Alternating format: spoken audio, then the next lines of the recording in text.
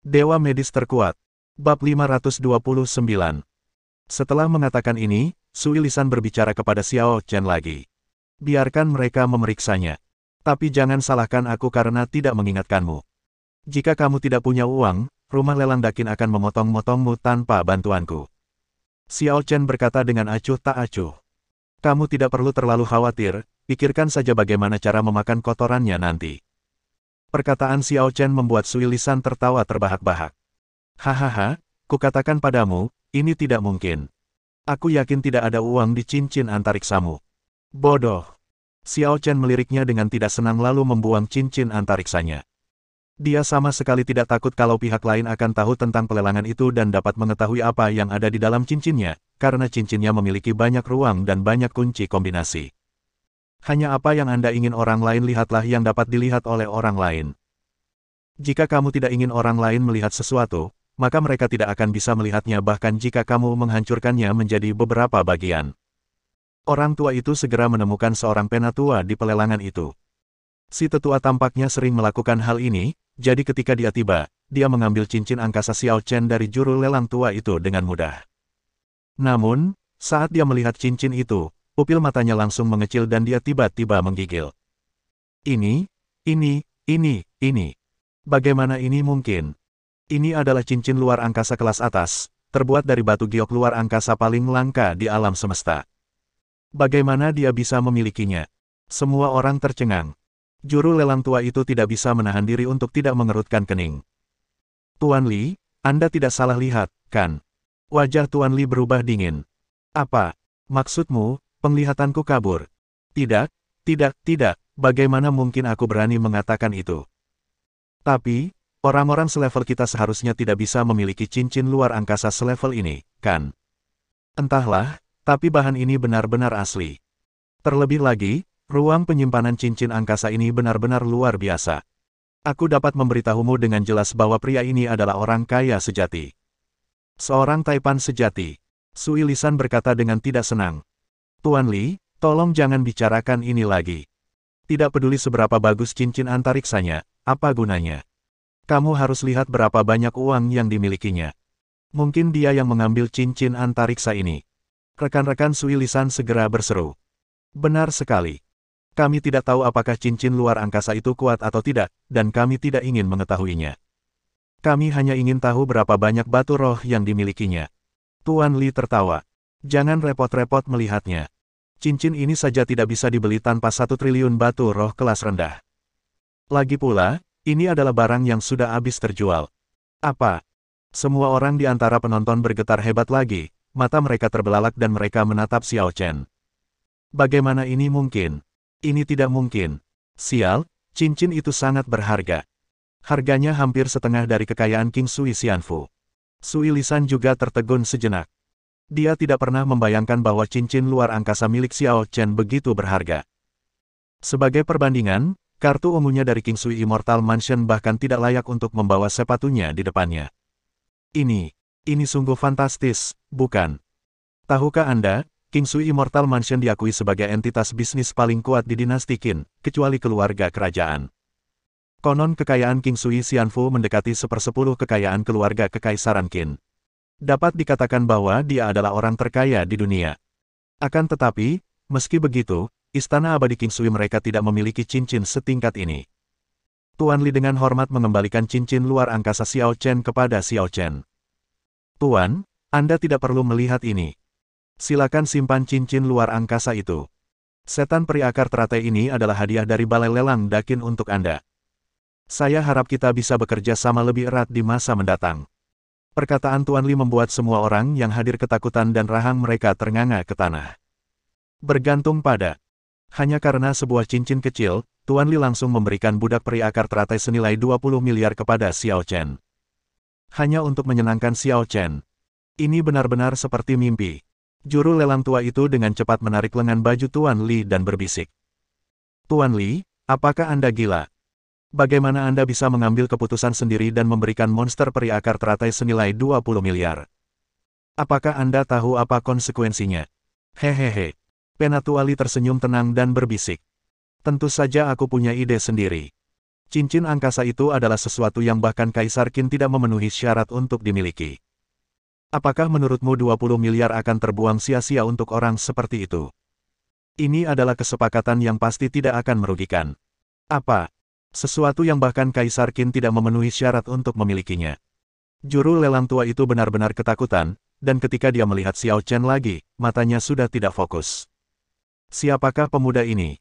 Adapun Xiao Chen, dia tahu betul apa yang dipikirkan pihak lain. Pihak lain hanya ingin menjalin hubungan dengan saya. Dia terlalu malas untuk mengungkapkannya, dan sebelum dia bisa mengambil kembali cincin itu, Xiao Zi sudah bergegas untuk memainkannya. Xiao Chen dengan santai melemparkannya ke putrinya. Xiao Zi menyentuhnya, dan dengan suara dentang pelan, tombak api jatuh darinya. Saat mereka melihat tombak yang menyala itu, semua penonton kembali ketakutan. Karena tombak api itu memancarkan cahaya dan tekanan yang mengerikan. Tombak api itu sebenarnya adalah senjata dewa yang tiada taraf. Xiao Zi menyentuhnya lagi seolah-olah dia telah menemukan benua baru, dan kemudian, sejumlah besar senjata ajaib tak tertandingi yang memancarkan cahaya keemasan jatuh dari cincin luar angkasa. Pada saat ini, seluruh penonton benar-benar ketakutan. Mereka tidak lagi memiliki keraguan terhadap apa yang dikatakan Tuan Li.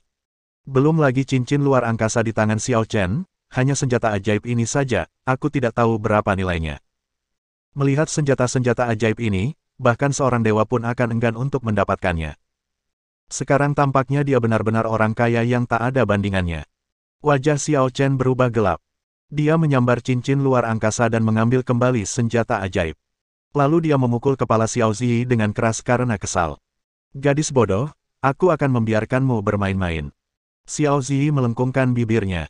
Huff, dasar pelit. Kalau nggak mau main, ya nggak usah main. Aku juga nggak mau.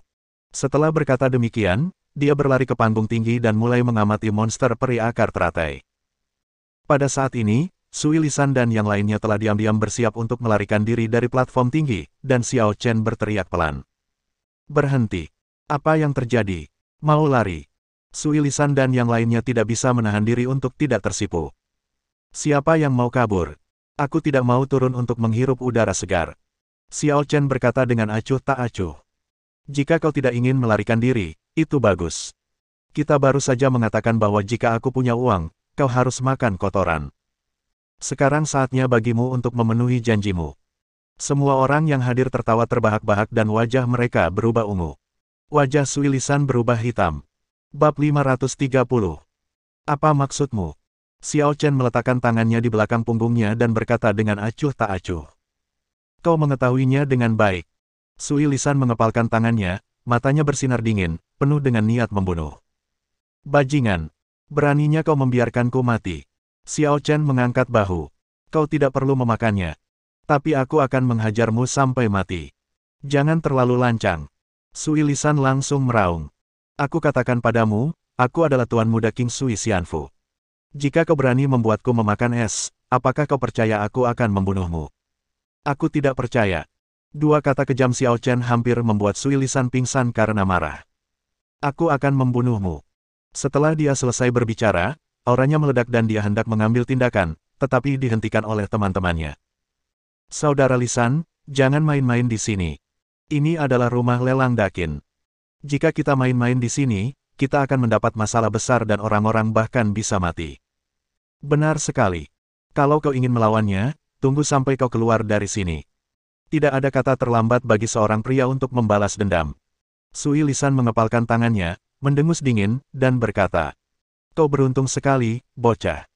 Ingat ini, jika aku melihatmu lagi lain kali, aku akan mematahkan kepalamu. Setelah mengatakan itu, mereka berbalik dan bersiap untuk pergi. Xiao Chen menginjak tanah dan gelombang dahsyat dilontarkan, memotong kaki Sui Lisan di tempat. Ah!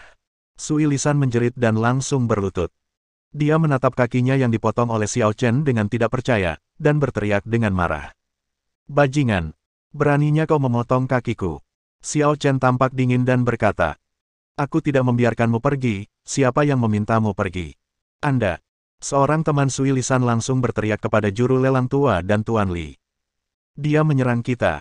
Apakah orang-orang di balai lelang Dakin tidak peduli? Orang ini terang-terangan menyerang dan melukai seseorang di balai lelang Anda, ini kejahatan serius. Juru lelang tua itu mengerutkan kening dan segera melangkah maju dan berkata, "Tuan, rumah lelang Dakin kami memiliki aturannya sendiri. Anda tidak dapat menyakiti siapapun di sini." Xiao Chen mengucapkan sepatah kata dengan ekspresi dingin. "Gulungan, Anda." Juru lelang tua itu ingin mengatakan sesuatu, tetapi Xiao Chen mendengus pelan, dan niat membunuh yang dingin menyebar, langsung membungkus seluruh rumah lelang dalam es. "Aku tidak mau membuang waktu untuk berbicara denganmu. Kalau bukan karena para tetua yang memberikan putriku iblis peri akar teratai, apakah menurutmu kau masih bisa berdiri dan berbicara denganku?" Juru lelang tua itu bergidik hebat dan menoleh kembali ke arah Tuan Li, namun Tuan Li menggelengkan kepalanya. Pada titik ini, juru lelang tua itu tidak berkata apa-apa lagi dan langsung kembali. Li tua memiliki kekhawatirannya sendiri. Sumber daya keuangan yang ditunjukkan Xiao Chen sangat mengejutkan, tetapi yang lebih mengejutkan adalah kekuatan yang baru saja ditunjukkan Xiao Chen. Niat membunuh saja sudah senyata realitas. Akan ada banyak darah di tangan orang ini. Terlebih lagi, meskipun dia adalah master tingkat Dewa Ilahi, dia tidak dapat melihat kekuatan Xiao Chen. Xiao Chen setidaknya merupakan sosok yang berada di puncak level Dewa Ilahi, atau master legendaris level Raja Ilahi. Siapakah yang dapat dengan mudah menolak tuan seperti itu? Bukankah ini sama saja mencari kematian? Melihat juru lelang tua itu mundur, Sui Lisan dan yang lainnya langsung merasa kecewa. Meneguk. Semua orang menelan ludah, menatap Xiao Chen serempak, dan berkata, "Jangan melakukan hal yang gegabah. Kita semua adalah keturunan dari berbagai istana abadi. Jika kau berani melakukan sesuatu kepada kami, sebaiknya kau pikirkan baik-baik. Kau pasti tidak akan mendapatkan akhir yang baik. Istana abadi di belakang kami tidak akan pernah membiarkanmu pergi. Ya, kalau kamu mau, ayah kita semua adalah dewa. Meskipun kamu sangat kuat, kamu tidak mungkin bisa mengalahkan begitu banyak dewa, kan?" Mata Xiao Chen dingin dan tak bernyawa, seolah-olah dia sedang melihat beberapa orang mati. "Maksudmu mengancamku?" Semua orang gemetar hebat lagi, tetapi mereka juga tahu bahwa mereka tidak lagi memiliki kartu tambahan dan harus bertahan sampai akhir, menggunakan tekanan dari Istana Abadi untuk memaksa Xiao Chen mundur. "Benar sekali. Kau bisa memahaminya seperti itu. Lagi pula, apa yang kami katakan juga benar." Xiao Chen mendengus pelan. "Kalau begitu, tidak perlu membuang-buang kata. Aku paling benci kalau ada yang mengancamku."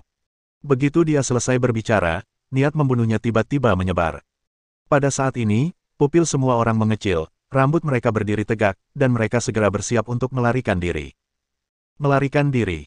Di antara mereka, kekuatannya berada di atas level legendaris. Kecepatannya luar biasa. Akan tetapi, saat mereka hendak bergerak, Xiao Chen menghentakkan kakinya, lalu kekuatan dahsyat meledak, menyebabkan mereka semua meledak seketika. Ledakan. Tepat di gerbang rumah lelang Qin besar, beberapa keturunan langsung Istana Abadi semuanya dibunuh seketika oleh Xiao Chen. Adegan ini membuat semua orang di rumah lelang merasa ketakutan. Ini adalah rumah lelang Dakin. Berapa tahun yang telah berlalu sejak zaman kuno? Siapa yang berani bersikap lancang di sini? Meskipun ini hanya sebuah cabang, tapi di sini juga ada guru-guru dari Dewa Ilahi yang bertugas. Tetapi Xiao Chen memiliki keberanian sehingga dia membunuh orang di sini secara terbuka, dan membunuh keturunan langsung dari Istana Abadi. Gila sekali. Bukankah Xiao Chen takut mati? Setelah berurusan dengan orang-orang ini, Xiao Chen berteriak kepada Xiao Ziyi di panggung tinggi. "Ziyi, ayo pergi." "Bagus." Xiao Ziyi menjawab dengan suara bayi. Lalu dia menarik setan peri akar teratai itu pergi. Terlihat bahwa dia sangat menyukai peri akar teratai. Mungkin karena dia merasa nasib monster peri akar teratai sangat mirip dengan nasibnya. Mungkin dia merasa sedikit kesepian dan sangat menyukai kakak perempuannya. Peri iblis akar teratai mengikuti Xiao Ziyi dengan takut-takut. Xiao Ziyi masih muda dan tidak mengerti, tetapi dia mengetahuinya dengan sangat jelas di dalam hatinya. Xiao Ziyi adalah gurunya saat ini. Keluarga itu baru saja keluar pintu ketika tiba-tiba, terdengar teriakan pelan dari belakang. "Tuan, hati-hati." Xiao Chen menghentikan langkahnya. Pihak lainnya ternyata adalah lelaki tua setingkat dewa penguasa yang baru saja menawar monster peri akar teratai bersamanya. Setelah melihatnya, Xiao Chen tidak bisa menahan diri untuk tidak mengerutkan kening dan bertanya. "Ada apa? Apakah ada yang salah?" "Hehehe." Pihak lain dengan cepat datang ke Xiao Chen, tersenyum ramah, dan berkata, "Begini, Tuan. Tadi saya lihat Anda punya banyak senjata ajaib. Apakah Anda bersedia menjual satu? Setelah jeda sejenak, dia berbicara lagi. Aku tidak bermaksud apa-apa lagi, aku hanya kebetulan sedang membutuhkan senjata yang berguna. Jangan khawatir, aku tidak akan pernah membiarkanmu menderita kerugian. Aku berjanji akan memberimu batu roh yang cukup berharga. Xiao Chen meliriknya dan berkata, aku tidak butuh batu roh. Orang tua itu mengerutkan kening dan segera berkata, Tuan, saya rasa Anda bukan penduduk setempat, kan? Bagaimana kalau begini, kalau Anda menjual senjata kepada saya bisa menjadi pemandu Anda selama 10 hari. Bagaimana? Bersambung.